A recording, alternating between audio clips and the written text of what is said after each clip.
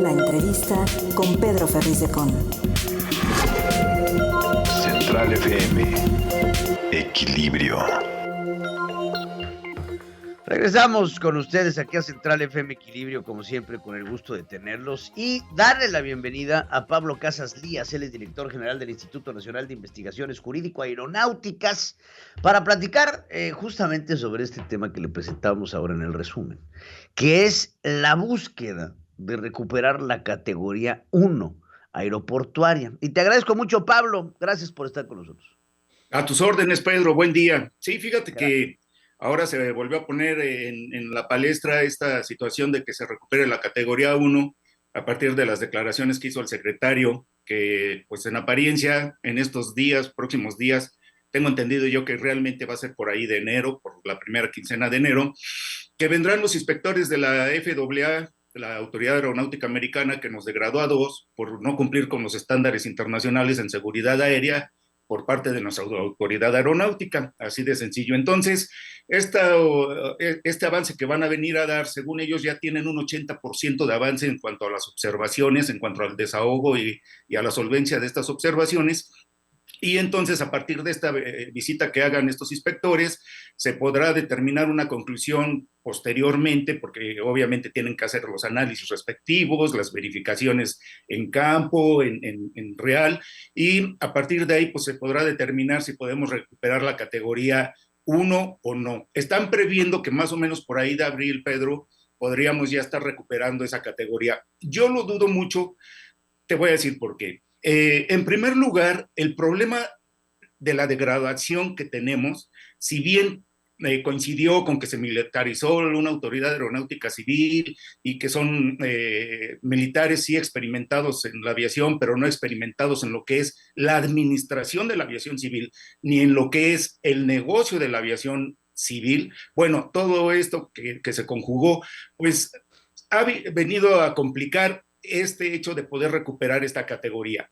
Y se quiere recuperar a través de decretazos, a través de reformas a la ley de aviación, a través de reformas a la ley de aeropuertos, y darle más armas y modificar a la Agencia Federal de Aviación Civil, AFAC, que es nuestra Autoridad Aeronáutica Nacional. El problema de fondo, Pedro, es presupuestal, es de dinero.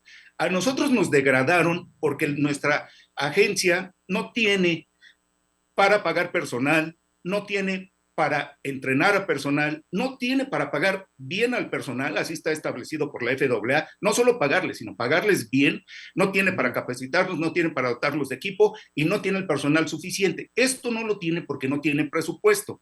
La agencia el año pasado tuvo un presupuesto de 560 millones de pesos, para este 2023 en el PEP se las asignaron 680. Solo quiero decirte, Pedro, que del presupuesto que recibe la FAC, el 95% se va en pago de servicios personales, es decir, en nómina, en sueldos. ¿Qué van a hacer con 5% que les queda? Según estimaciones, esa agencia necesita por lo menos 2,000 millones de pesos. Entonces, ¿a qué voy? ¿Le vas a dar más armas por decreto solo para maquillar a la FAA que le estás robusteciendo a tu agencia de aviación civil? ¿Y qué? ¿Y con qué va a pagar? Si le vas a dar más armas, implica más obligaciones, mayor personal, mayor capacitación, mayor equipo. ¿Y con qué recursos, Pedro? El problema aquí es que la voluntad por parte de nuestro gobierno para tratar de recuperar la categoría 1, a sabiendas que es cuestión de dinero, de presupuesto, no se ve reflejada en la asignación de recursos que se le hace a la FAC. Ahora quiero hacerte una pregunta que se me hace importante. ¿Cuáles han sido las principales repercusiones a nivel aeronáutico con la degradación? Porque eso hay que hablar en las afectaciones que ha tenido en el espacio aéreo. Por ejemplo, en la posibilidad de el nuevo aeropuerto, llamémosle como le llamemos, de recibir vuelos internacionales, en las rutas. Ahora el presidente hace poco estaba hablando de la posibilidad de, con la amenaza a las aerolíneas nacionales de meter el cabotaje en nuestro país. O sea, todo esto, en mi vida había escuchado al presidente decir que va a permitir el cabotaje. Creo que hay repercusiones hoy por hoy en las terminales, principalmente en la Ciudad de México, en donde el flujo está siendo afectado por todos lados y mucho por parte de esta degradación. Entonces quiero hablar de las afectaciones que ha tenido Mira, esta Pedro, degradación.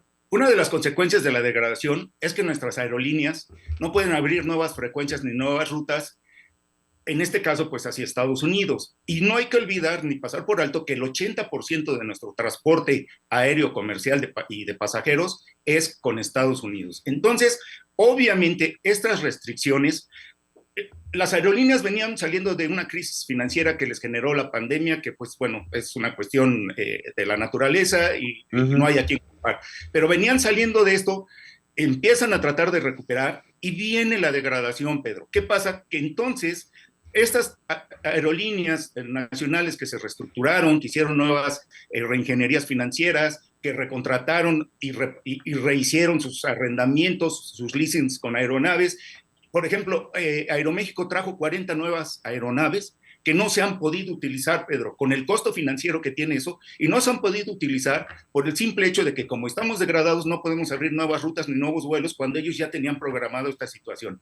De los 4 años que lleva la 4T, el actual gobierno, ya llevan 2 prácticamente degradados a categoría 2. Es el sexenio más crítico que ha habido para la aviación. ¿Y qué pasa? Pues todo esto implica pérdidas multimillonarias, prácticamente 20,000 millones de dólares, por ahí anda alrededor, y no hay para cuándo. Pero sobre todo, Pedro, las temporadas altas que tenemos nosotros y que llamémosles las vacacionales comúnmente conocidas, esas temporadas las programan las aerolíneas con anticipación, porque meten sus promociones, porque meten los paquetes con hoteles, porque meten los arrendamientos de autos, porque todo esto tiene una preparación muy previa a cuando va a venir esas temporadas.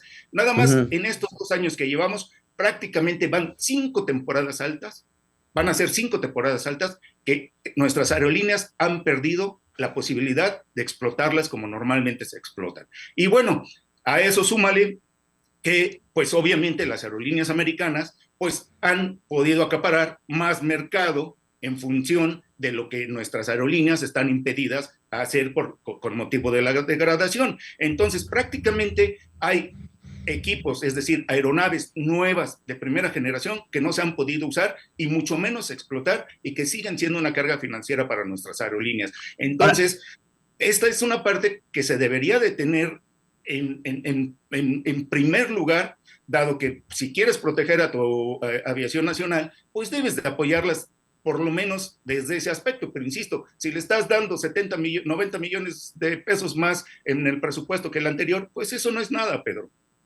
Claro. No. Y ahora, en términos del AIFA, de Felipe Ángeles, esta degradación le ha imposibilitado al AIFA recibir aerolíneas internacionales.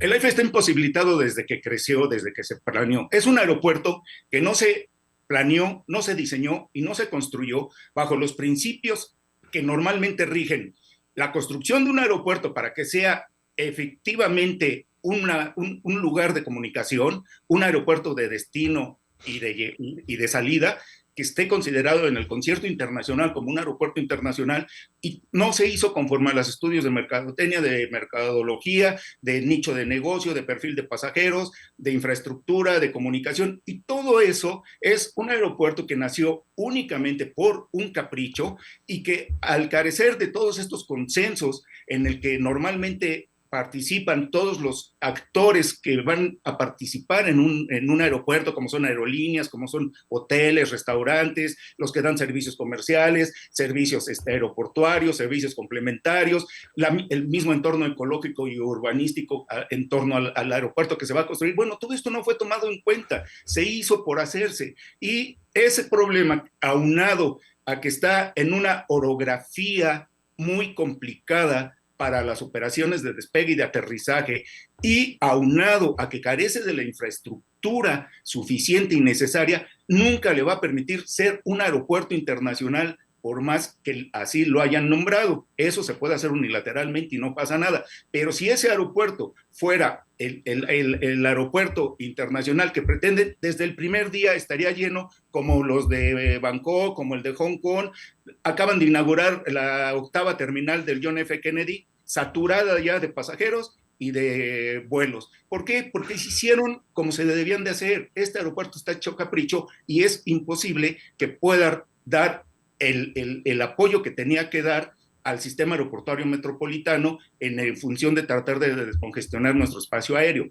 No hay que olvidar que el aeropuerto cancelado, el Texcoco, era tal su infraestructura, su dimensión y su proyecto, que cuando lo cancela la 4T, la única manera que tuvieron de poder rescatar lo que iba a ser ese aeropuerto fue creando un sistema aeroportuario metropolitano compuesto de una tríada de aeropuertos, consistente en construir el AIFA, habilitar Toluca y comprando el 50% de las acciones del aeropuerto de Toluca que están en propiedad de privados, que ya no se compró, no se hizo, y a la AICM, en la zona de hangares oficiales, se le tenía que construir la terminal 3, que también ya es fallido y no se hizo. Luego entonces, el sistema aeroportuario metropolitano, en el cual está incluido el AIFA, y que nada más era un complemento, no era el sustituto de Texcoco, era un complemento de una tríada de aeropuertos, es un sistema aeroportuario metropolitano fallido.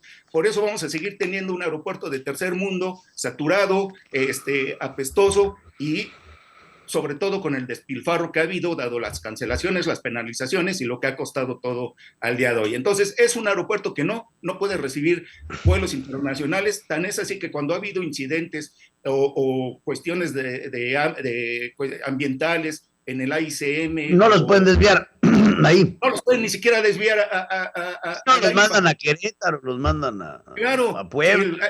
Si ese aeropuerto tuviera esas capacidades, los bajas en el AIFA. Ojalá y ahí bajen al dictador si es que lo traen, ¿no? Pero bueno, será un vuelo internacional. Pero bueno, no tiene la infraestructura ni la capacidad. Pedro, inauguraron una otorgaron una concesión para transporte de carga a una empresa de reciente creación, una empresa que no se sabe con qué aviones va a volar. Para que tú tengas una concesión aérea, necesitas reportar a la autoridad con qué aviones vas a volar. Bueno, de la empresa no se sabe nada. Bueno, te quiero decir que la terminal de carga no está concluida. No está concluida. Pero aparte de que no está concluida... Inaugurada sí está, pero concluida. Pues como todo. Pero se requieren parques industriales, bodegas, cientos de distribución, vías de acceso para tractocamiones, todo lo que implica el movimiento de carga. Bueno, eso no lo hay. Entonces es puro inaugurar para la foto y puro inaugurar para los periódicos y para la imagen. No está ni siquiera habilitada la terminal de carga y se espera que esté más o menos por ahí del tercer trimestre del año que entra. Qué cosa, es increíble lo que vemos con estos señores, es una incapacidad enorme.